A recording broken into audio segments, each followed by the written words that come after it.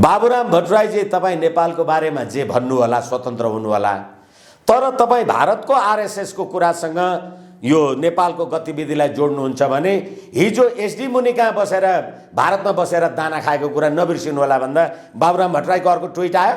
राजाको व्यक्तिगत सम्पत्तिमा कर लाग्छ भनेर तपाईँ होइन प्रतिनिधि सभा घोषणा 2063 त्यो पार्लियामेन्टमा बसेर लेख्ने। 17,000 मान्छे मार्दै गर्दाखेरि नेपाली जनताले भोट हालेर आए जस्तो तपाईँलाई प्रतिनिधि सभामा कसले पुर्याएको थियो? राजा नभएको भए राष्ट्रिय एकता अखण्डताको लागि 1,70,00,000 पाउन्डमा प्रिन्स टाउनमा अनावरण गरियो र त्यहाँ हिन्दू धर्मका पण्डितलाई बोलाइयो, बुद्ध धर्मका गुरुहरूलाई बोलाइयो र प्रिन्सेस टाउनमा त्यसको चाहिँ अनावरण गरियो भनेपछि सभ्यता संस्कृतिको निरन्तरता बेलायतमा पनि रहेछ। अझै नेपालको हिन्दू राष्ट्र हेर्नुहोस् त, त्यहाँ बुद्ध धर्म र हिन्दू धर्मको पण्डितजीहरू ल्याएर र नेपालको भिक्टोरिया क्रस पाउने नेपाली नागरिकको त्यहाँ शालिका अनावरण भएको छ।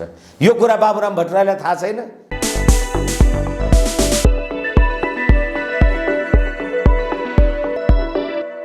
नमस्कार आदरणीय दर्शकवृन्द, यति बेला हामीसँग स्टुडियोमा हुनुहुन्छ वरिष्ठ अधिवक्ता विष्णु भट्टराई। उहाँ राज संस्था र हिन्दू राष्ट्र पुनस्थापनाको पक्षमा लामो समयता बोल्दै आइरहनु भएको छ र विभिन्न अभियानमा उहाँ सामेल हुनुहुन्छ। उहाँलाई म स्वागत गर्छु। स्वागत छ यहाँलाई। हजुर, धन्यवाद। पूर्व राजा ज्ञानेन्द्र शाहको पछिल्लो जुन भिडियो सन्देश हो, त्यो सन्देशलाई लिएर राज संस्था पक्षधरहरू, राजावादीहरू निकै उत्साहित भएको पाइएको छ। तपाईँमा पनि त्यो उत्साह पक्कै होला, होइन? धन्यवाद। पहिलो कुरा त म यो पूर्व राजा भन्ने शब्दसँगै मेरो असहमति मैले सधैँ आम सञ्चारमा जनाएको छु। राजा पूर्व हुँदैन। जसरी प्रधानमन्त्री पूर्व प्रधानमन्त्री भएर अब केपी शर्मा ओली पूर्व प्रधानमन्त्री हुनुहुन्छ अनि शेरबहादुर देउवाजी अहिले राजा पूर्व हुने हो भने वर्तमान राजाको हो। यसकारणले गर्दाखेरि गद्दीहीन राजा ज्ञानेन्द्रबाट हिजो बडा दशैंको सन्दर्भमा त्यसको उपलक्ष्यमा अथवा त्यो मौकामा प्रजातन्त्र बिनाको राजतन्त्र र राजतन्त्र बिनाको प्रजातन्त्र नेपालमा सम्भव छैन भन्ने अर्थको जुन अभिव्यक्ति आएको छ र मलाई लाग्छ यो अत्यन्त सटिक र ठिक व्याख्या र विश्लेषण हो। र त्यति भन्दा भन्दै राजाले आफ्नो मन्तव्यमा संस्कारको कुरा उठाउनु भएको छ र हाम्रो संस्कार, हाम्रो सभ्यता र हाम्रो राष्ट्रिय एकता, अखण्डता, स्वाधीनता को कुरालाई राखेर राजा ज्ञानेन्द्रको त्यो अभिव्यक्तिमा विचारको स्वतन्त्रताको पनि प्रश्न कुरालाई उठाइएको छ। यसकारणले गर्दाखेरि नेपालमा जुनसुकै राजनीतिक विचारधारा राख्ने राजनीतिक कर्मी, राजनीतिक दलहरू जे हुन्, तिनीहरू सबैको राष्ट्रिय एकताको प्रतीक, नेपाली जनताको राष्ट्रिय एकता, अखण्डता, स्वाधीनता, सम्प्रभुसत्ताको संवैधानिक एकताको प्रतीक राज संस्था हुन्छ भन्ने कुरा श्री 5बाट गद्दीहीन राजाबाट जुन कुरा आयो, यसलाई मैले अत्यन्त सकारात्मक रूपमा र अहिलेको यो 2074 मङ्सिर 10 र 20 गते जुन प्रतिनिधि सभाको यो संविधान अन्तर्गत पहिले निर्वाचन भयो र लगभग 2/3 नेपाली जनताले एउटा राजनीतिक विचारधाराको पार्टीलाई मतदान पनि गरे, तर त्यो सरकार, त्यो राज्य प्रणाली 3 वर्ष पनि टिकेन र त्यो सरकार 3 वर्ष नटिक्नुको मात्रै होइन कि पटक पटक प्रतिनिधि सभा विघटन हुने र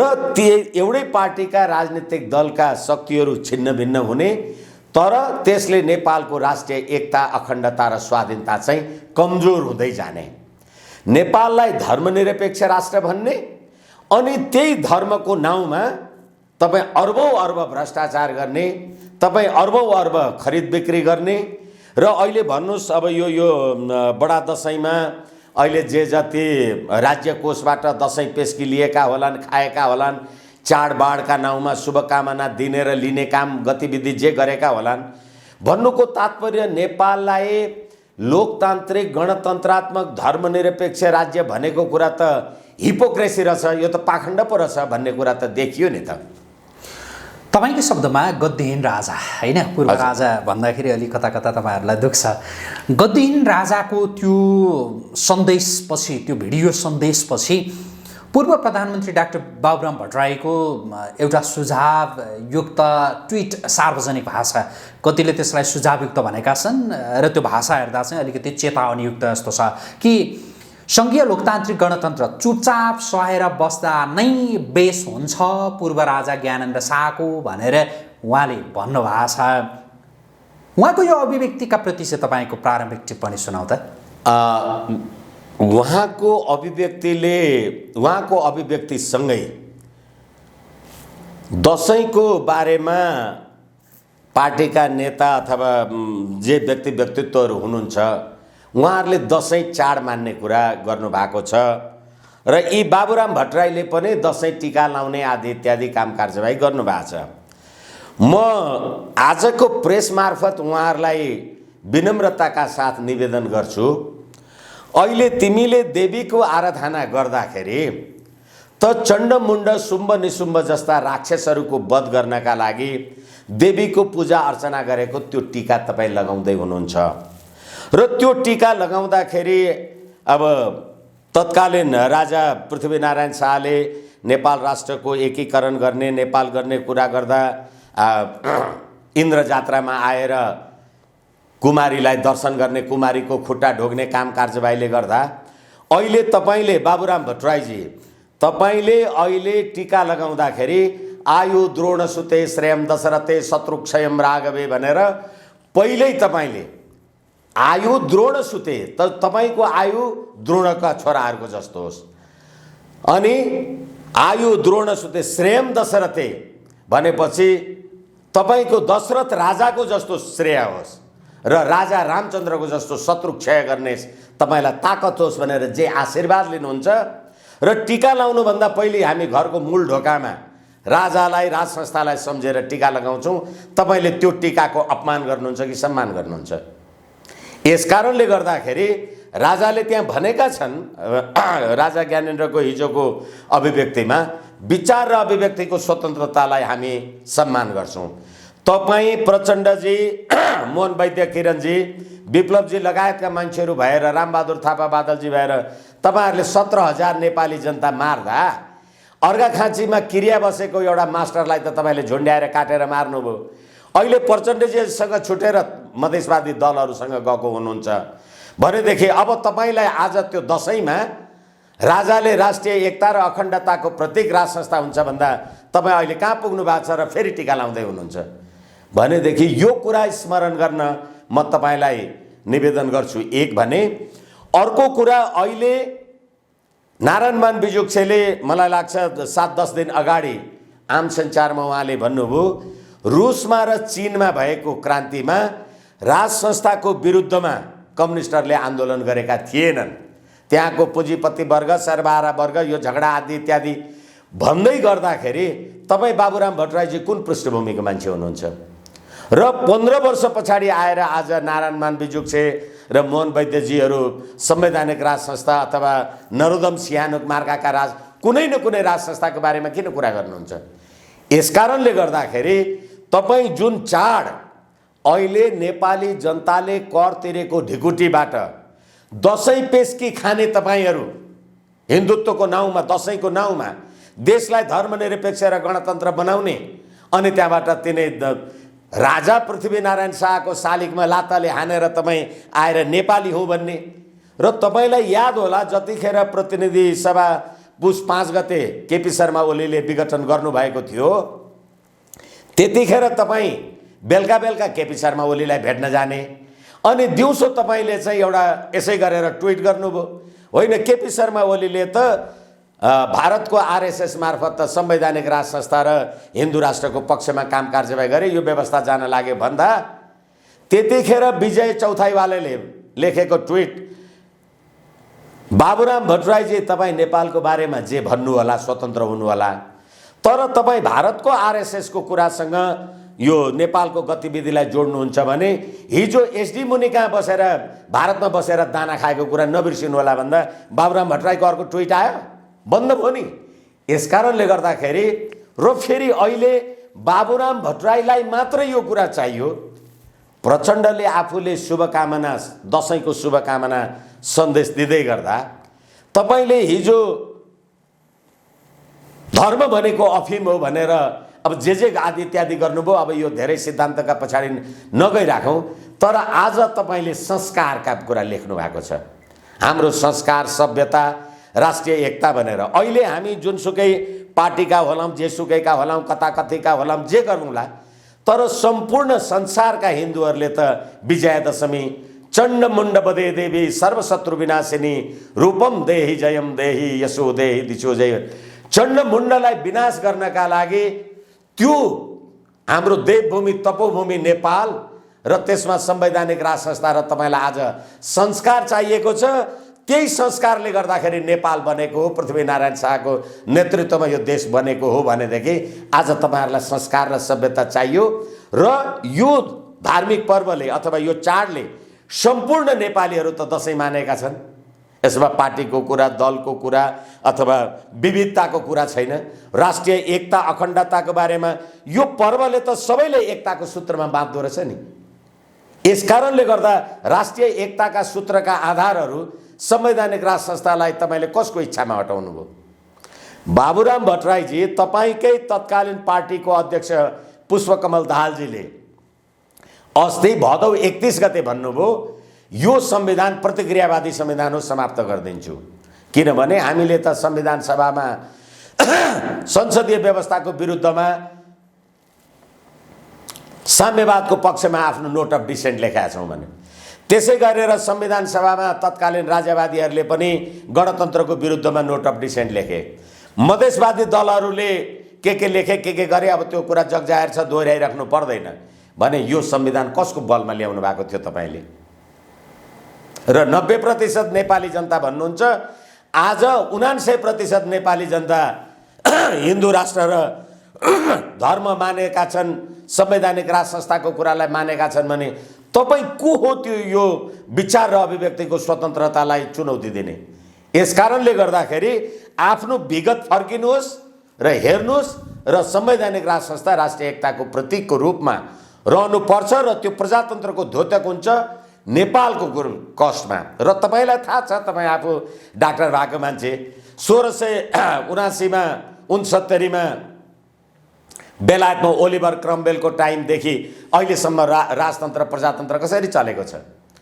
अस्ति भर्खरै बेलायतमा म तपाईँलाई निवेदन गरौँ, आजको प्रेस मार्फत आम नेपाली जनताको जानकारीका लागि, गोर्खा ब्रिटिस फौजको भर्नाको संस्कार भएको 205 वर्ष पुगेछ भनेदेखि त्यसको अवसरमा कुमार लामा भन्ने भिक्टोरिया क्रस पाउने व्यक्तिको शालिग 1,70,00,000 पाउन्डमा प्रिन्स टाउनमा अनावरण गरियो र त्यहाँ हिन्दू धर्मका पण्डितलाई बोलाइयो, बुद्ध धर्मका गुरुहरूलाई बोलाइयो र प्रिन्सेस टाउनमा त्यसको चाहिँ अनावरण गरियो। भनेपछि सभ्यता संस्कृतिको निरन्तरता बेलायतमा पनि रहेछ अझै नेपालको हिन्दू राष्ट्र। हेर्नुहोस् त, त्यहाँ बुद्ध धर्म र हिन्दू धर्मको पण्डितजीहरू ल्याएर र नेपालको भिक्टोरिया क्रस पाउने नेपाली नागरिकको त्यहाँ शालिग अनावरण भएको छ।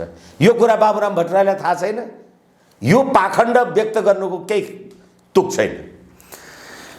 तपाईँले पूर्व प्रधानमन्त्री डाक्टर बाबुराम भट्टराईलाई पाखण्डपन भएको व्यक्तिका रूपमा जसरी चित्रित गर्नुभयो, अब जस्तो यो विषयमा थप कुरा नगरिकन म पूर्व राजा ज्ञानेन्द्र शाहको अभिव्यक्तिकै सन्दर्भमा फेरि म फर्किन चाहेँ। उहाँले जुन अभिव्यक्ति भिडियो सन्देश मार्फत व्यक्त गर्नुभयो यो ठिक हो, उहाँले जे देख्नुभयो त्यो भन्नुभयो भनेर यहाँले भन्नुभयो भन्न त यहाँलाई के लाग्छ? जस्तो उहाँको त्यो अभिव्यक्ति पछि अब देशमा राज संस्था पुनर्स्थापनाका लागि मल जल त्यो प्राप्त होला या होइन? उहाँको त्यो अभिव्यक्तिले झनै अब देश द्वन्द्वमा धकेलिएला। मैले किन सोधेँ भने डाक्टर बाबुराम भट्टराईले चुप बस्नुहोस् भनेर भन्नु, अरू नेताहरूका पनि त्यही प्रकारका अभिव्यक्ति बिस्तारै सार्वजनिक हुन थाल्नु, यसले कतै मुलुक फेरि द्वन्द्वमा त धकेलिन थालेन?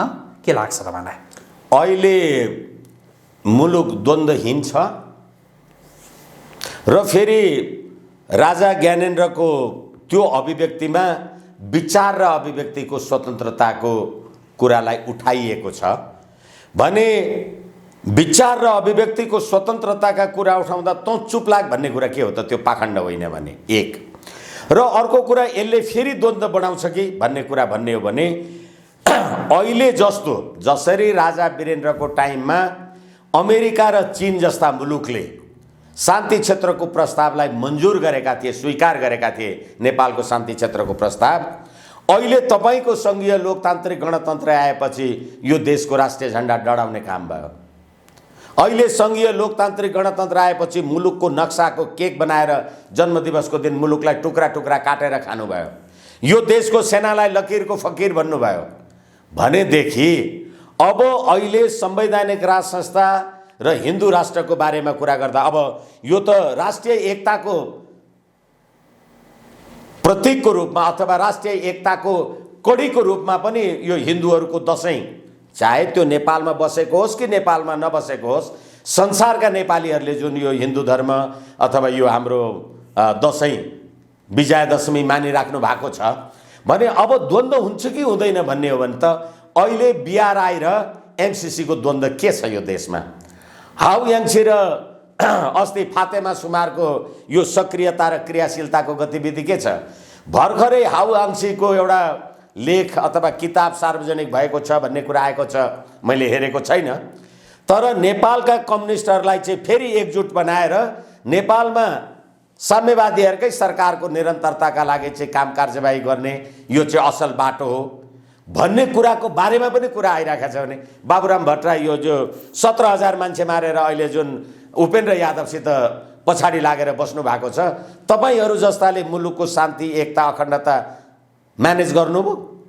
बरु राजाले 2020 सालमा मुलुकी ऐन आउँदाखेरि कालका प्रभावले शास्त्रबाट मात्रै जातीयता अनुसार साना ठुला सबैलाई फरक फरक सजाय हुने गरेकोमा अब कानुन बमोजिम कसुर अनुसार सबैलाई एकै सजाय हुन्छ भनेर सम्पूर्ण नेपालीलाई एकताको सूत्रमा आबद्ध गरेको 50 वर्ष पछाडि तपाईँहरूले बनाउनु भएको संविधान, तपाईँहरूले बनाएको पनि होइन, यो कसले बनाएको हो थाहा छैन, अघि मैले निवेदन गरेँ, कुरा नदोहोऱ्याइ राखौँ। यो संविधानमा अहिले तपाईँले मधेसीको अधिकार, पहाडेको अधिकार, दलितको अधिकार, महिलाको अधिकार, पुरुषको अधिकार भनेर तपाईले जात जाति वर्ग धर्म वर्ण सम्प्रदायको आधारमा नेपाली जनतालाई टुक्रा टुक्रा बनाउनु भएन। अनि अहिले राजाले राष्ट्रिय एकता र अखण्डताको लागि पृथ्वीनारायण शाहका वंशजका पालिदेखिको कुरालाई लिएर आएर राष्ट्रिय एकता र अखण्डताको लागि प्रजातन्त्र राज संस्थाको कुरा गर्दाखेरि तपाईलाई आपत्ति हुनुपर्ने।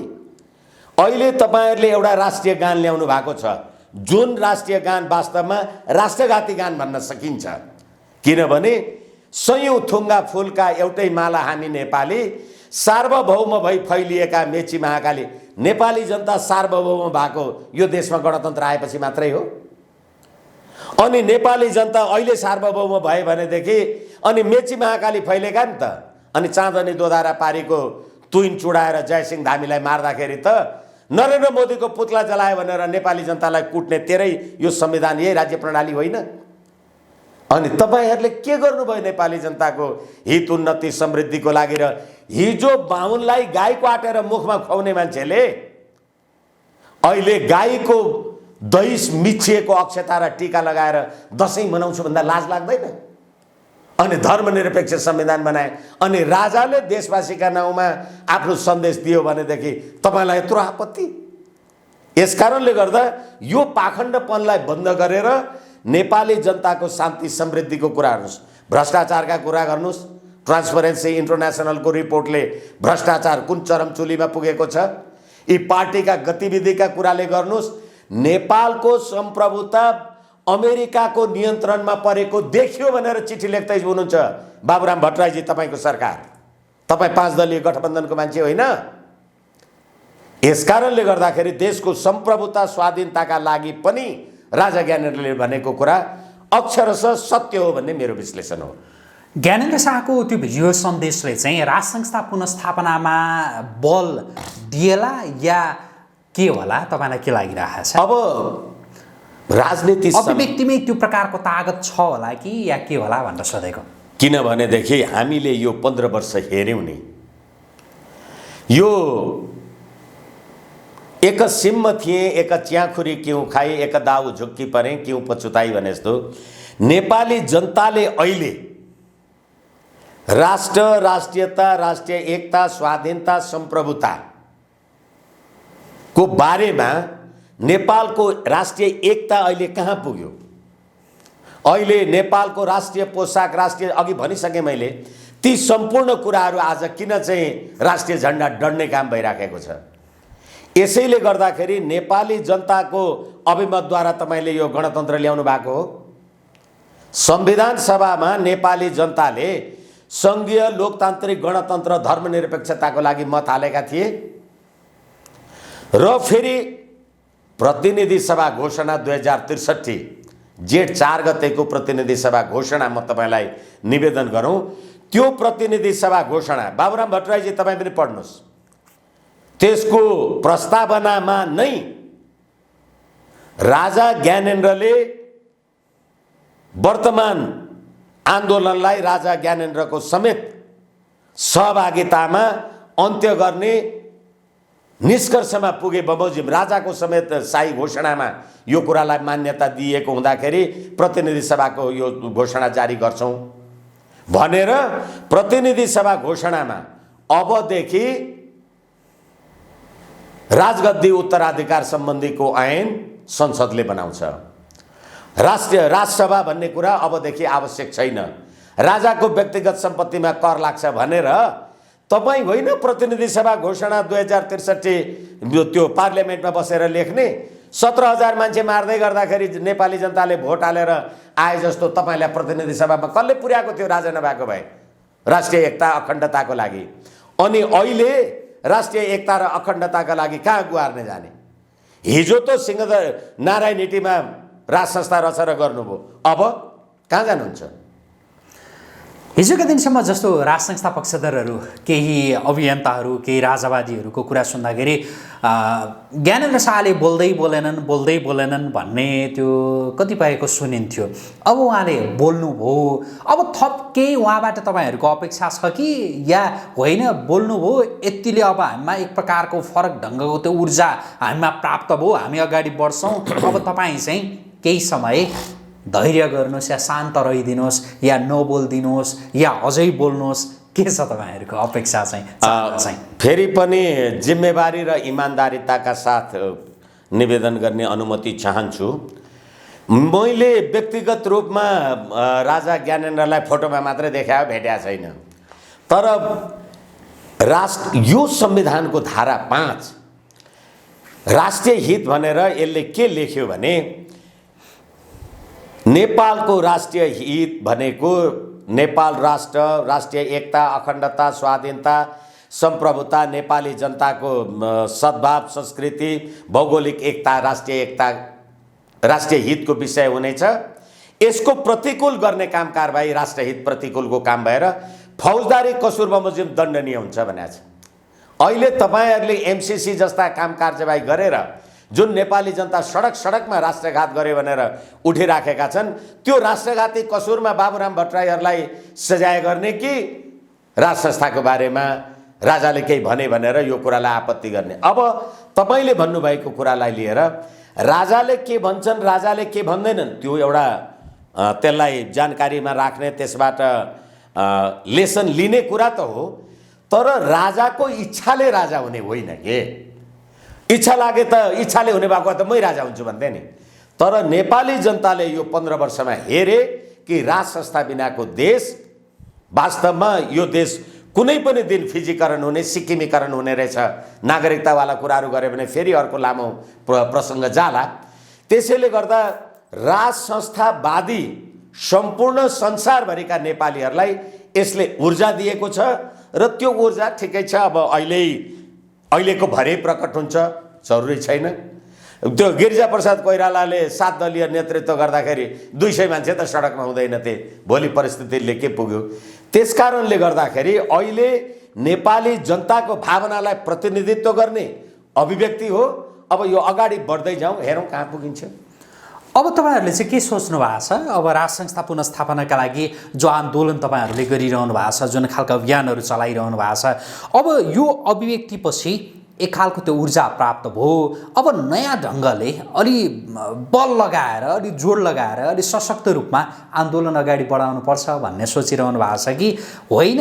यी दलका नेताहरू अब उटपटाङ कुरा गर्छन्, अब फेरि ज्ञानेन्द्र शाहलाई कसैले चुप लाग्नुहोस् भन्लान्, कसैले के चेतावनी देलान् र त्यसले थप माहौल गणतन्त्रका विरुद्धमा बन्दै जान्छ, आफसे आफ राज संस्था फर्किहाल्छ नि भनेर चाहिँ सोच्नु भएको छ।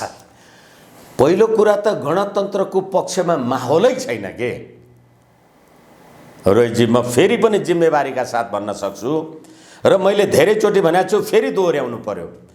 प्रतिनिधि सभा विघटनको मुद्दामा मैले सम्मानित सर्वोच्च अदालतमा यही संविधानको धारा 274 जसले संविधान संशोधनको बारेमा व्यवस्था गरेको छ, नेपालको राष्ट्रिय एकता, अखण्डता, स्वाधीनता, सम्प्रभुताको प्रतिकूल नहुने गरी यो संविधान संशोधन हुन सक्छ भनेपछि बाबुराम भट्टराई मार्का प्रवृत्ति पात्र पद्धतिवालाहरूलाई, गणतन्त्रवालाहरूलाई ध्यान होस् कि सङ्घीय लोकतान्त्रिक धर्मनिरपेक्ष गणतन्त्र संस्थागतै भएको छैन। किनभने त्यसको विरुद्धमा बोल्न पाइँदैन त भनेन संविधानले। यसै कारणले अब अहिले हो तपाईँहरू के गर्दै हुनुहुन्छ भन्ने कुराको जहाँसम्म छ, अहिले हामीले एउटा संयुक्त राष्ट्रिय जनआन्दोलन मोर्चा भनेर एउटा मोर्चाको गठन गरेका छौँ र त्यो मोर्चामा हिन्दूवादी धार्मिक सङ्घ संस्था लगायत हामी राज संस्थावादी शक्तिहरू पनि छौँ। र मैले सार्वजनिक रूपमा भनेको छु र म फेरि भन्दैछु, अहिले देशभरिका हरेक घरमा, चाहे त्यो नेता होस् चाहे कार्यकर्ता होस्, त्यसको घरमा दुर्गा पूजाको लागि सप्तशती पाठ गर्न, नवदुर्गाको लागि सानो तपाईँहरूले पूजा अर्चना गर्ने ठाउँ राख्नु भएको छ र तपाईँ आफू धर्मनिरपेक्ष भएर पार्टीमा जानुहुन्छ र दसैँ पेस्की लिएर खानुहुन्छ। अनि यो देशका धर्मनिरपेक्ष हुँ भन्ने मान्छेहरू अनि त्यहाँ एउटा पण्डितलाई बोलाउनुहुन्छ र पण्डितले चण्डी पाठ गर्छ अनि टीका लगाएर जानुहुन्छ। हेर्नुहोस् त पाखण्ड कति छ। काम सबै हिन्दू राष्ट्रको गर्नुहुन्छ, भन्न सधैँ धर्मनिरपेक्ष भनेर पाखण्ड गर्नुहुन्छ। यो देशका पण्डितहरूलाई पनि भन्दैछु म, तपाईँ पण्डितजीहरू जो हिन्दू धर्म तपाईँले शास्त्र अथवा यो पेसा अथवा यो व्यवसायले गर्दा तपाईँलाई बचाइराखेको छ, नेपालको हिन्दू राष्ट्रको पहिचानले पशुपतिनाथले कतिवटालाई पालेको होला। लुम्बिनीले संसारका बुद्ध धर्मावलम्बीहरू त्यो नेपालमा पर्यटन गर्न आउने, हिन्दूहरू पशुपतिनाथको धार्मिक पर्यटन गर्न आउने, मनोकामना जानेले गर्दा कति करोडौँ नेपालीहरूलाई पालेको होला। त्यो देशमा धर्मनिरपेक्षको संविधान लागू हुन र कार्यान्वयन हुनै सक्दैन। त्यसै कारणले संविधानको धारा 274ले सङ्घीय लोकतान्त्रिक गणतन्त्रलाई संस्थागतै गरेन, संस्थागतै होइन, भएको छैन। तपाईँ एकजना राज संस्था पक्षधर होइन, देशमा राजा आउनुपर्छ, राज संस्था पुनर्स्थापना हुनुपर्छ भन्ने त्यो अभियानमा लागेको व्यक्ति मात्रै नभएर एकजना वरिष्ठ अधिवक्ता, राजनीतिक विश्लेषक पनि हुनुहुन्छ, राम्रो विश्लेषण पनि गर्नुहुन्छ। तपाईँको दृष्टिमा देशमा राज संस्था फर्किन्छ नै भने अब कति समय लाग्ला? तपाईँले हुन त यो अलिकति ज्योतिषीहरूलाई सोध्नुपर्ने प्रश्न हो भनेर भन्नु होला, यद्यपि तपाईँको बुझाइ चाहिँ के छ? अब कति समय लाग्छ, के होला? अब हामी भन्ने गर्छौँ राजनीति सम्भावनाको खेल हो। त्यो सम्भावना अहिले जसरी हामी जुन विषयमा कुरा गरिराखेका छौँ, यो राज्य प्रणाली र यो सरकार, म दोहोऱ्याएर भन्दैछु, यो राज्य प्रणाली र यो सरकार र यो राज्य व्यवस्था र यी पात्र वास्तवमा नेपाली जनताको अभिमत, नेपालको राष्ट्र, राष्ट्रिय एकता, अखण्डता, स्वाधीनता, सम्प्रभु सत्ता, पृथ्वीनारायण शाहका पालिदेखिको जुन हाम्रो निरन्तर सत्ता छ, यदि त्यसको प्रतिकूल राजा ज्ञानेन्द्रको बोली भएको भए अहिले सडकमा जनता कति हुन्थ्यो होला? हो, तपाईँलाई नेपाली जनताले गणतन्त्र, संघीयता र धर्मनिरपेक्ष भनेर भोट हालेको हो भने तपाईँले हिन्दू राष्ट्रको पहिचान र हिन्दू देवी देवदेवताको मठ मन्दिर र पूजा अर्चना र शुभकामना दिँदाखेरि नेपाली जनताले केमा भोट हालेर छ? तपाईँलाई धर्मनिरपेक्षमा रहेछ, सङ्घीय लोकतान्त्रिक गणतन्त्रमा रहेछ। यस कारणले गर्दाखेरि अहिले जुन शुभकामना दिनको लागि तपाईँहरूको लाइन छ, प्रचण्डले त यो संस्कार हो भन्नुभयो, राष्ट्रिय एकता हो भन्नुभयो भनेदेखि यो संस्कारले त सम्पूर्ण नेपालीलाई एकताको सूत्रमा बाँध्दो रहेछ नि। नेपाली जनतालाई एकताको सूत्रमा आबद्ध गर्न सक्ने हिन्दू राष्ट्रको पहिचानलाई समाप्त गरेर तपाईँ यो देशको नेता हो। नेपाली जनताले तपाईँलाई त्यसको लागि मत दिएका हुन्। यसै कारणले गर्दाखेरि मलाई लाग्छ समय किटेर भन्न सक्ने त तपाईँले भनिहाल्नुभयो, ज्योतिषी जस्तो कुनै कुरा भन्ने त होइन, तर जे देशको वास्तविकता हो त्यसलाई स्थापना गर्ने कुरा चाहिँ ढिलो भइसक्यो। वास्तवमा राज संस्था पुनर्स्थापना चाहिँ हुन्छ नै भन्ने त्यो विश्वास भएर नै यो आन्दोलनमा लागिरहनु होइन। राज संस्था पुनर्स्थापना हुन्छ भन्ने भन्दा पनि अलिकति शब्दको लागि मात्रै मैले क्षमा चाहेको। संवैधानिक राज संस्था बिना नेपालको राष्ट्रिय एकता, अखण्डता, स्वाधीनता, सम्प्रभुसत्ता नरहने रहेछ। जस्तो अघि मैले भने यो सम्बतको बारेमा कहिलेकाहीँ तलमाथि हुन्छ।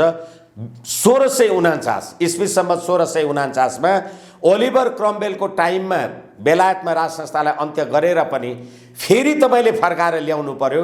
अथवा हामीले कम्बोडियामै हेरेका छौँ, अहिले संसारका सबैभन्दा सुखी राष्ट्र डेनमार्क जस्ता राष्ट्रहरू हामीले हेरिराखेका छौँ भनेदेखि अब त्यो राज संस्था र प्रजातन्त्रको निरन्तरता भयो भने नेपाल र नेपालीलाई के नोक्सान रहेछ? तर अहिले लिपुलेक, लिम्पियाधुरा, कालापानी जस्ता विषयहरू भन्नुहोस् अथवा सीमा मिचेका विषय भन्नुहोस्, शान्ति क्षेत्रका विषयलाई भन्नुहोस्, देशको धार्मिक स्वतन्त्रताका कुरा भन्नुहोस्, मुलुकको सम्प्रभुता फातेमा सुमारको खातामा जम्मा गरिदिए, तिम्रो खातामा पो गएछ भनेर चिठी लेख्ने यो कुप्रवृत्ति भन्नुहोस्, यी त अन्त्य हुन्छन्। राष्ट्रिय झन्डा जल्न त बन्द हुन्छ। अनि जुन देशको सेना शिवरात्रिमा आफ्नो सेना दिवस मनाउँछ त्यो देश धर्मनिरपेक्ष हुन्छ। हिजो हेर्नुहोस् त पशुपतिको बढाइ गर्नका लागि राष्ट्रपति लगायतका मान्छेहरू, आज फेरि राष्ट्रपतिजी उहाँ पलाञ्चोक भगवती पुग्नुभयो होइन। अनि भगवान खोजिया छ कि हिन्दू राष्ट्र खोजिया छ कि धर्मनिरपेक्ष खोजिया छ? यसैले मलाई लाग्छ साँच्ची भन्ने हो भने त यो ढिलो भइसक्यो र राजाको इच्छाले होइन, राष्ट्रको आवश्यकताले संवैधानिक राज संस्था वाञ्छनीय छ भन्ने हो। हुन्छ, आजका लागि कुराकानी यति गरौँ। जुन समय दिनुभयो यसका लागि यहाँलाई आजको प्रेसका तर्फबाट धेरै धन्यवाद। हस्, आजको प्रेसलाई नवदुर्गा भवानीले सधैँ सद्बुद्धि, सद्ज्ञान, राष्ट्र, राष्ट्रियता, राष्ट्रिय एकता, अखण्डता, स्वाधीनता रक्षा गर्ने दिशामा अगाडि बढ्नलाई प्रेरणा प्रदान गरोस्। विजयादशमी शुभकामना। धन्यवाद, नमस्कार, प्रणाम।